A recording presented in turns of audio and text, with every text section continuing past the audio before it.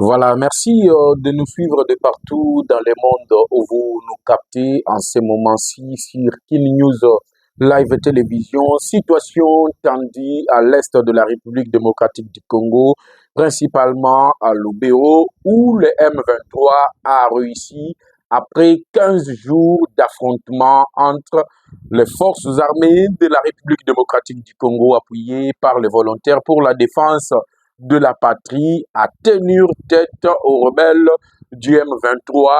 Le M23 réussit depuis dimanche à récupérer la cité de Mantébé après que l'armée et le Wazalendo aient ainsi abattu le drone de renseignement Oyo Batindaki pour se renseigner sur la position des forces armées de la République démocratique du Congo. Après Mantébé dimanche, lundi vers 15 h, Ali Bongo est tombé encore entre les mains Yaba Rebelle, Yabayi, M23.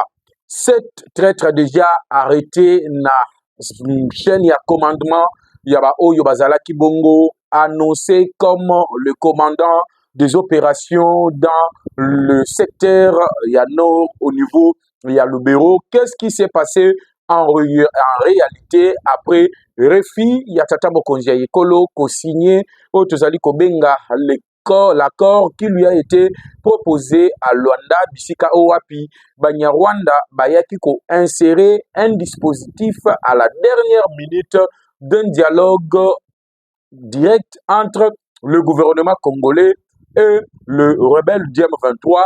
Pourquoi même le général, le chef d'état-major général de l'armée ougandaise menace le formateur Yamapinga Nabiso Oyo bali kosala musala kitoko, et la déclaration de menace de l'Ouganda, nous allons l'entendre au courant de ces numéros de décryptage de l'actualité politique. Pourquoi ils ont pris Mantébé à Libongo sans guerre? Parce que du côté de l'armée, du côté de Wazalendo, personne n'a été tué, personne n'a été blessé. Tout ceci, c'est à découvrir na chaîne Nabino, Kin News Live Télévision, Oyo communicateur de la République, appelle sa cabine au rendez-vous tous les jours lorsque l'information est allée à Oyinda, le lenge zali kobimaboye, batubali komituna. Comment c'est arrivé 15 jours d'affilée record na histoire Yambo Canabiso, armée et réussissaki à contenir Banyarwanda, Bawazalendo ba réussissaki ya otinda bango na faire en gros et en détail. Qu'est-ce qui s'est passé dans 2 jours pour que le M23 puisse ainsi prendre ces 2 localités stratégiques que vous êtes en train de voir d'ailleurs? Willy Ngoma en train de jubiler. Mesdames et messieurs, bienvenue à la chaîne Nabino, Kin News Live Télévision. J'espère que vous êtes en train d'aimer la vidéo, vous êtes en train de partager l'émission parce que la nouvelle mérite d'être partagée entre tous les Congolais partout dans le monde de père et de mère. Vous devez savoir que la peine de mort doit être applicable à tous ceux-là qui trahissent la République démocratique du Congo. Tokokite komesana na nzembo ya bakangi, nenge touti koyoka que 7 déjà bakangami. Na 7 wana bakangami, il y a le commandant Kabundi qui était venu na Otozali Kobenga CDP, ba brassage na mixage basalaki, yango batindelaki biso, ba infiltré tilelo bazali na mapinga na biso. Comment ils ont réussi à trahir l'armée? Nous allons en parler. Voilà pourquoi Soki Osabona Kinanute, je vous ai dit, la chaîne Ezalika Kamoko, ou Ezali Kope Sabino, l'ensemble d'actualités sur le territoire national. Bandeko Balandi, Yakin News Live Télévision, surtout les amoureux et communicateurs de la République. Ça fait 15 jours de suite que je vous apporte les bonnes nouvelles. Ça fait 15 jours de suite. Oyo na bandaki ko yebisa bino ke armée ezali ko se comporter le lenge beni, le lenge ba congolais ba bandaki ko zela. L'armée a frappé. Les Wazalendo ont résisté. On a réussi à entrer dans l'Ououf. Nous avons réussi à entrer à Matébé. Nous avons réussi à contrôler Kasségué. L'ennemi était en difficulté totale. L'ennemi n'avait pas aucune brèche où il pouvait sortir. Il y a eu 18 camions, il y a Yobayaki na renfort. Le premier lot a été envoyé en affaires, en gros et en détail, par la détermination de nos forces armées de la République démocratique du Congo. Mais la goutte qui a fait déborder la vase, parce que vous avez le droit de savoir la vérité. Pourquoi Mantebe Koyaki dimanche et Lelo, localité à Libongo et Zali na maboko ya Banyarwanda, Wilingo Maliko Jibile, Wilingo Mazali ko Lobaneti, Babundi, Baganye Bitumba, Zokande Bitumba et Salema Kite. Mais en réalité, qu'est-ce qui s'est passé? Ça nous fait mal, mesdames et messieurs, lorsque nous vous diffusons ces informations, parce que le Congolais a droit à la vraie information. Et comme vous avez droit à la vraie information, nous devons notamment interpeller les autorités, ceux qui nous dirigent. Mais avant d'arriver à l'interpellation de ceux qui nous dirigent, j'aimerais vous dire que la localité Oyomi Balé, surtout Mantebe, ezalaki cité moko stratégique. La cité de Mantebe, c'était une cité qui ouvre à la voie na Lubero centre, qui ouvre à la voie na ville ya Butembo. L'objectif ya ba IM23 ezalaki nini? Na bandelaka eloko yo chaque jour, na lobaka yango mbala na mbala, balingi bazala na position de force. Kagame aboyaki kokende Luanda parce que bazalaki na position ya faiblesse. Dès que Tshisekedi a refusé de négocier, de dialoguer directement avec le rebelle du M23, le Rwanda cliquait la porte de dialogue. Heureusement que l'ancien président Kenya Uhuru Kenyatta a étalé la vérité sur la place publique. Aye koloba ete na processus ya Nairobi, tous les groupes armés œuvrant sur le territoire national congolais ont été appelés au dialogue avec le gouvernement congolais. Seul le M23 s'était retiré de la table de négociation, privilégiant ainsi la voie de la guerre. C'est ainsi que, une fois que Uhuru Kenyatta a dévoilé que le M23 avait préféré la voie de la guerre et que Tshisekedi refusait de rencontrer le M23 en tête parce que la ligne rouge, Oyo Kinshasa et Tiaki, na ba négociation bandaki ko salema ezalaki négociation na ba IM23.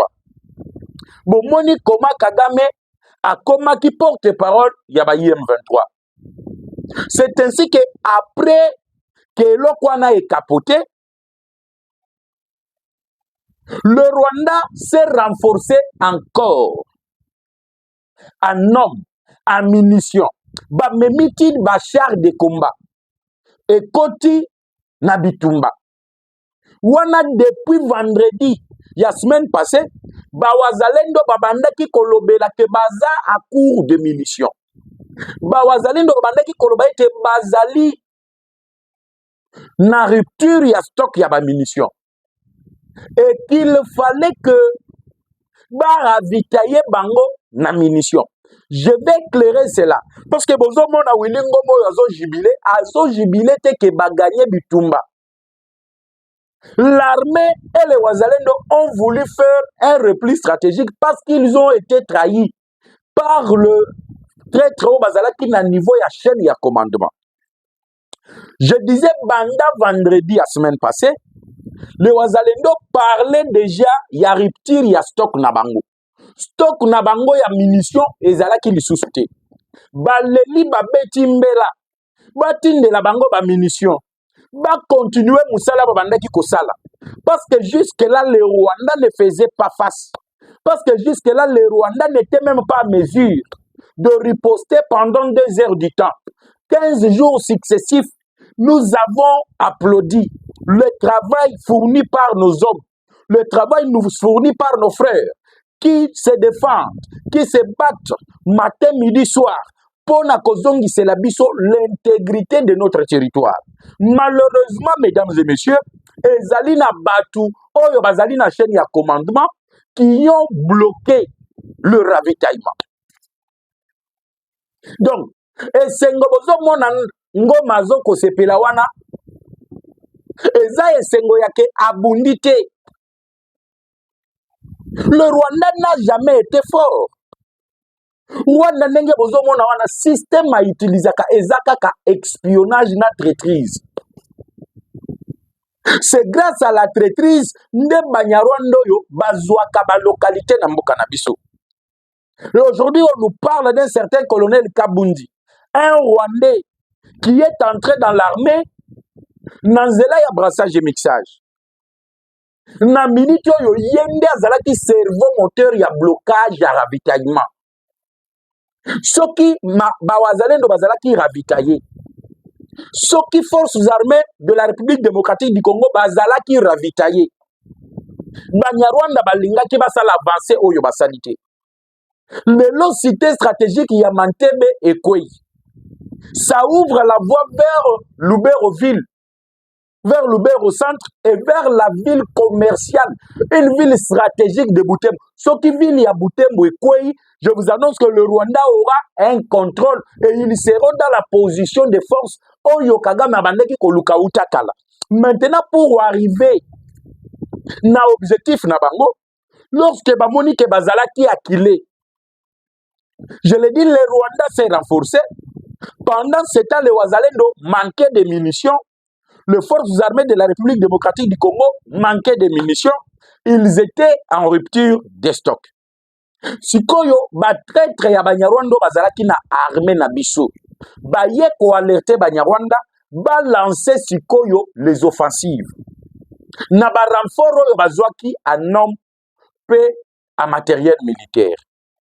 Lorsqu'ils ont lancé maintenant les offensives, bateau bazalaki na front. Imaginez, bazo lancé ba offensive. Il y a ba AK-47T. Mais ba offensive M23 armée rwandaise et lancé ki yango na otozo benga ba char de combat. Parce qu'un groupe armé ne peut pas voir le char de combat. Mais le M23, l'armée rwandaise a utilisé le char de combat de plusieurs dimanches. Va utiliser les armes lourdes. Oyo Rwanda yaki nango sur le sol congolais. En sachant que de l'autre côté, Batuna Bango va bloquer ravitaillement. Et que les Wazalendo et les forces armées étaient en rupture de stock. Ils lancent maintenant les opérations avec des chars de combat, avec des armes lourdes. Le traître, malgré ils sont arrêtés au nombre de 7, ils ont exposé la vie des jeunes qui se battent jour et nuit. Ils ont exposé Mapinga Nabiso na liwa. Parce que même vous imaginez, bitumba munguna zoya na bachar de combat. Bino boza na manduki. Boza na biya bino bibundeli. Mais masasi ezalité bokobunda ndengeni. Yango moni basali repli stratégique. Et nanga na batu na ye bazokota bazosepela ndenge bozali komona bazali kosepela wana bakoti sambitumba balongi mapinga na bisote balongi bawazale doté bawazalov oyo nazali ko encourager bango bisika bazali. Ne soyez pas démoralisés. Ne soyez pas fatigués. Parce que vous avez notre soutien et le soutien de tous les Congolais de partout dans le monde. Bisika tu bozali ko landa communicateur de la République. Je vous donne les axes ya contour ya makambo et salemi à l'est de la République démocratique du Congo. Les gens peuvent dire mais pourquoi tu fais l'apogée à IM23? Ici je ne fais pas l'apogée, mais je suis en train de vous expliquer comment nous sommes infiltrés et que le gouvernement congolais, la justice militaire, le chef de l'État doivent prendre les mesures impopulaires mais qui s'imposent pour être tout s'imposer na front. Parce que nous nous sommes imposés. Mututo amoni que non armée ezobunda. Batutu bakumisi armée et sali musala. Mais comment expliquer que l'armée qui est en guerre peut avoir un problème, il y a rupture de stock, au point où l'ennemi utilise le char de combat pendant les 15 jours au Tobeti Bango, bakotisi ba char de combat, bakotisi ba armes lourdes, et yeti pembeni ya territoire ya Lubero dans le site, ils ont lancé les offensives et maintenant chez nous, il n'y avait pas de munitions. C'est ainsi que Basali repli stratégique et les Rwandais sont entrés et aujourd'hui ils vous chantent, ils vous jubilent comme si Babundaki, or que Babundaki était. Deuxième facteur, c'est Sali ke Batouana Bazoua, Mantebe na Ali Bongo, et Jacques le rebelle Djem 23 ont bénéficié de l'appui de l'armée ougandaise. Lorsque je l'ai toujours dit, l'Ouganda, on ne doit jamais faire confiance à l'Ouganda. L'Ouganda, Azamutoyo a créé Kagame parce que avant coup d'État ya Biarimana, Kagame azalaki na ye na Ouganda. Ozi Yoweri Kaguta Museveni, Ozi William Ruto, Ozi Paul Kagame, Batutsi wana bakotikalaka jamais ko se trahir. Yango tozo senga na bato bali ko kamba biso, na ba autorité ya mboka na biso. Vous ne devez pas faire confiance à l'Ouganda. L'armée ougandaise est venue également avec des chars de combat. Le même ZPDF qui sont sur notre sol, en coalition avec les forces armées de la République démocratique du Congo, pour traquer les terroristes de ZDF, c'est la même armée qui est partie secourir les M23. Donc, vous comprenez directement que la situation est comme qui mukolo dimanche, pe mukolo lundi, ce n'était pas les terroristes, mais c'était des armées mixées. L'Ouganda et le Rwanda, qui appuyaient leur docteur Benga Bango, Banana Bango, ou batien la République démocratique du Congo. Ils les appuyaient ainsi pour avoir une position de force et d'imposer na ba processus yali ko salema la position oyo ezali ko avantager bango.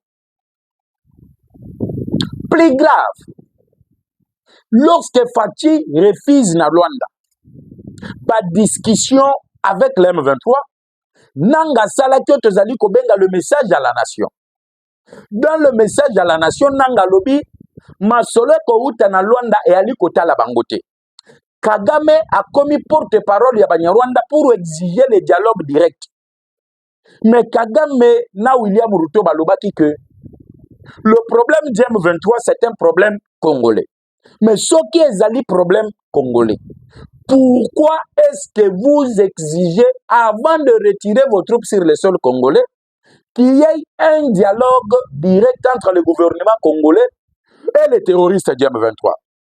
Le Rwanda a démontré devant la communauté internationale, le Rwanda a démontré devant les yeux de tout le monde que c'est lui qui est à la base de l'insécurité dans le niveau, il y a région, il y a Grand Lac.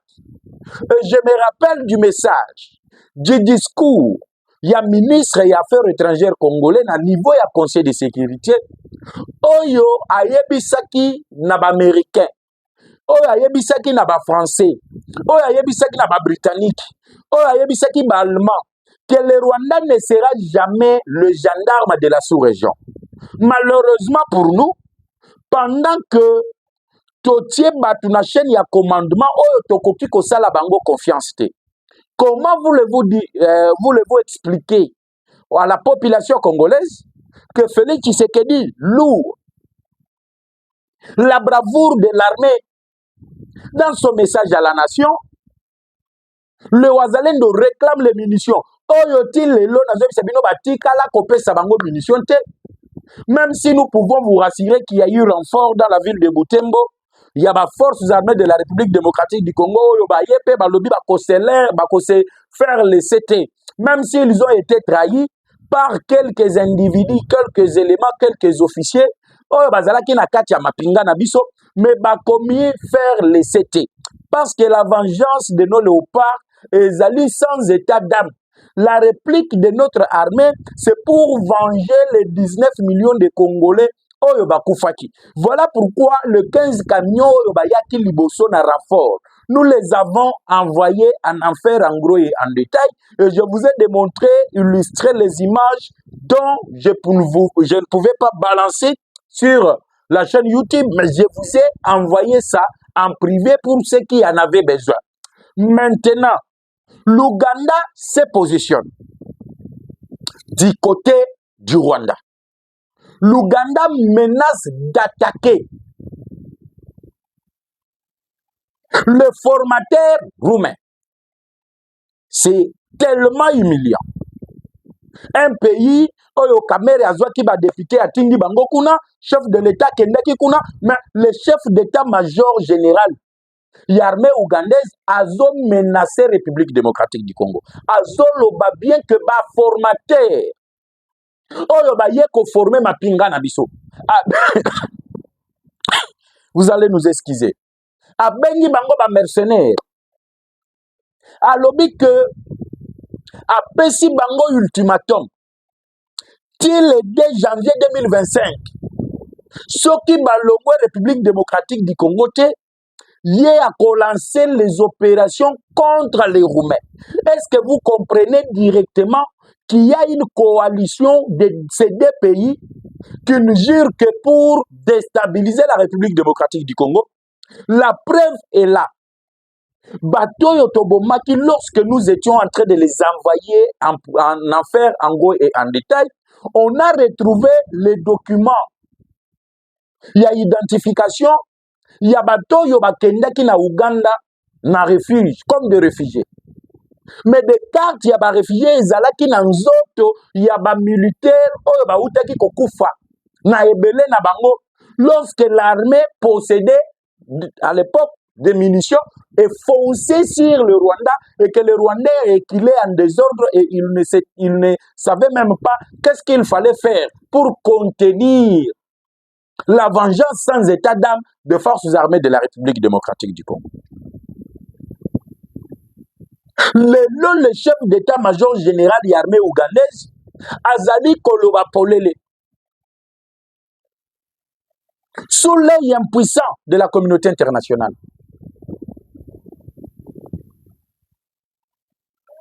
Il menace d'attaquer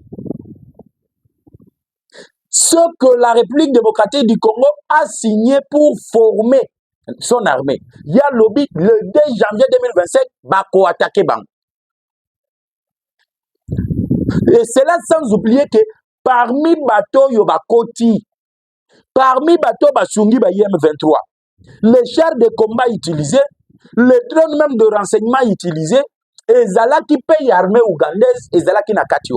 Le lobo comprendre que l'Ouganda, le Rwanda, le Kenya ne seront jamais d'accord que la RDC puisse avoir la paix. Parce que pour Nabango, le Rwanda doit jouer son rôle. Et le rôle du Rwanda, c'est lequel? Ezali rôle. Il y a Kozala gendarme. Il y a Kozala tout puissant. Il y a qu'à imposer la vie ou soit la mort dans la sous-région. Et dans la sous-région, la personne Oyali Komoni Sabango, Pemali Komeli Sabango, Pema Sechisekedi, qui ne veut pas. Il y a Babiloko Yo, Bango Balingi Basalawan. Yango Moni Luganda est venu en renfort. Le Rwanda a mené ses forces spéciales. Bake Bazuna ba réfugiés. Bango Nyo Sobaye. Bango ne bali Kotindi Kaliboso. Bango ne bali Kotindi Kaliboso.